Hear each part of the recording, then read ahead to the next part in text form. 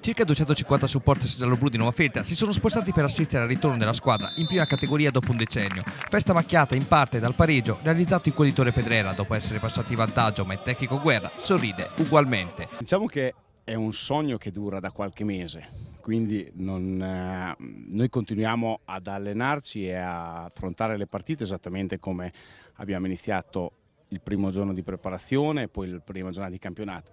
Ci vuole pazienza, i campionati non è che si stravincono, si ammazzano a dicembre, si possono vincere anche all'ultimo minuto, esattamente come le partite, e aspettiamo, se sarà, aspettiamo la prossima partita, la prossima ancora, vediamo. Non potrebbe essere altrimenti, d'attacco alla sconfitta dei rivali del Poggio Berni che cadono di misura. Guerra allora alla notizia torna a sorridere. Sorridere in questa situazione alle spalle degli altri, grazie che me lo dici, quindi sono contento insomma.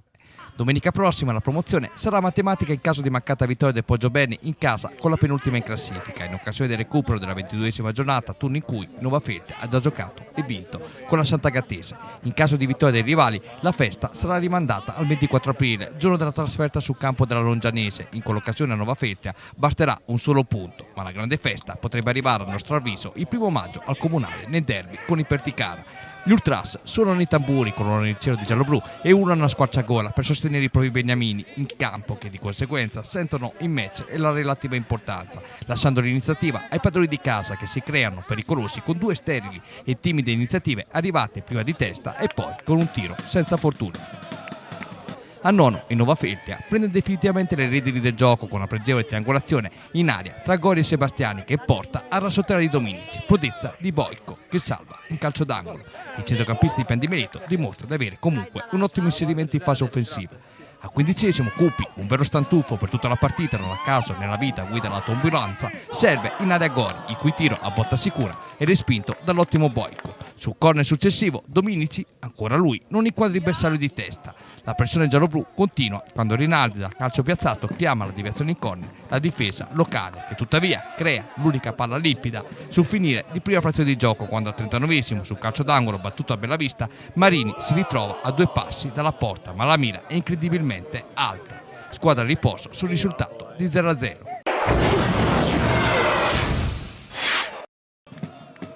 I tifosi del Nova Feltria continuano a far festa, la carica arriva anche agli stessi protagonisti in campo che al quarto con Raffaelli di testa vanno vicino al gol, ma la sfera si spegne sul fondo. Il Torre Pedrera prende coraggio, ma la concretezza non porta agli esiti sperati. Prima al 54° Berardi chiama l'attenzione Ronci, poi arriva 2 minuti più tardi una conclusione fuori misura. Stessa cosa dalla parte opposta quando Raffaelli, ben servito in area avversaria, colpisce malamente la sfera. I gialloblu continuano ad avere maggiormente possesso palla, si studia l'esatta geometria per arrivare al punto che si chiama gol. Ecco allora che da calcio piazzato Cupi inventa, chiama la prodezza Boico.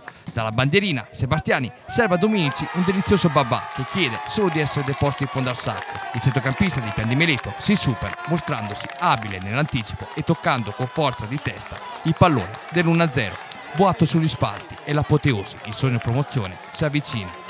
Cupi ci prende gusto, ma su punizione non incide, cosa che fa dall'altra parte il Torre Pedrera quando alla mezz'ora, con Mina Capilli, una vera mina per la difesa avversaria, inventa una serie di finte ubriacanti fino al tiro a giro che batte l'incolpevole Ronci, 1-1 e palla al centro.